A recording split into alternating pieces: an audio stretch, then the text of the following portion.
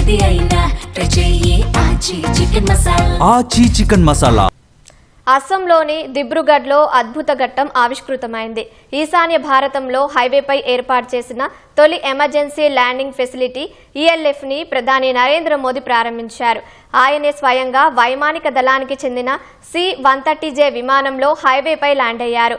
China సరిహద్దులకు సమీపంలో దేశ రక్షణకు కీలకం కానున్న 4.2 కిలోమీటర్ల పొడవైన ఈ అత్యవసర ల్యాండింగ్ ఫెసిలిటీ కోసం దాదాపు 100 కోట్లు ఖర్చు చేశారు.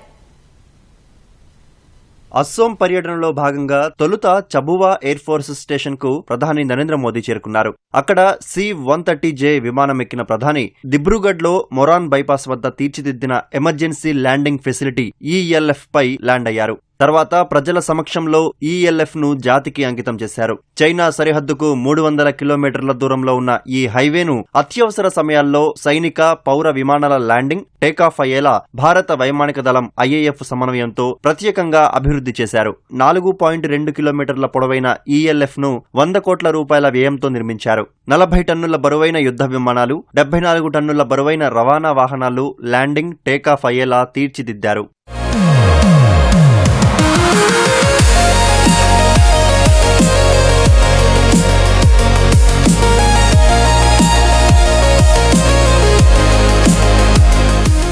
మొరాన్ ఎమర్జెన్సీ ల్యాండింగ్ ఫెసిలిటీ ELF ను ప్రారంభించిన తర్వాత అదే హైవేపై యుద్ధ విమానాలు, రవాణా హెలికాప్టర్ల వైమానిక విన్యాసాలను ప్రధాని ఆసక్తిగా వీక్షించారు.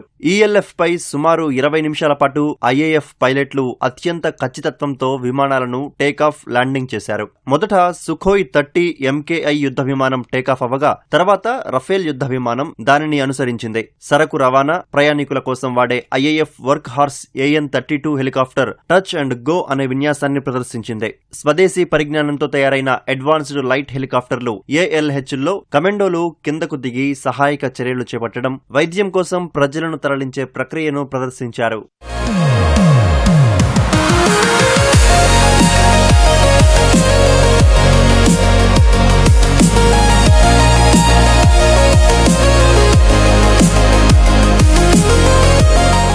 అనంతరం ఎమర్జెన్సీ ల్యాండింగ్ ఫెసిలిటీ ELF పనితీరును air chief marshal AP Singh ప్రధాని మోదీకి ప్రెజెంటేషన్ ద్వారా వివరించారు. ఏదైనా అత్యవసర పరిస్థితుల్లో దిబ్రూగఢ్ ఎయిర్పోర్ట్, చబువా ఎయిర్ ఫోర్స్ స్టేషన్లలో కార్యకలాపాలు నిర్వహించలేని పరిస్థితి ఉంటే ఈ ELF ను ఒక ప్రత్యామ్నాయంగా వాడతారు. అలాగే సరిహద్దు ప్రాంతాల్లో ఉద్రిక్తతలు చోటు చేసుకున్నప్పుడు భారత వైమానిక దళం అత్యంత వేగంగా స్పందించేందుకు ELF తోడ్పడుతుంది.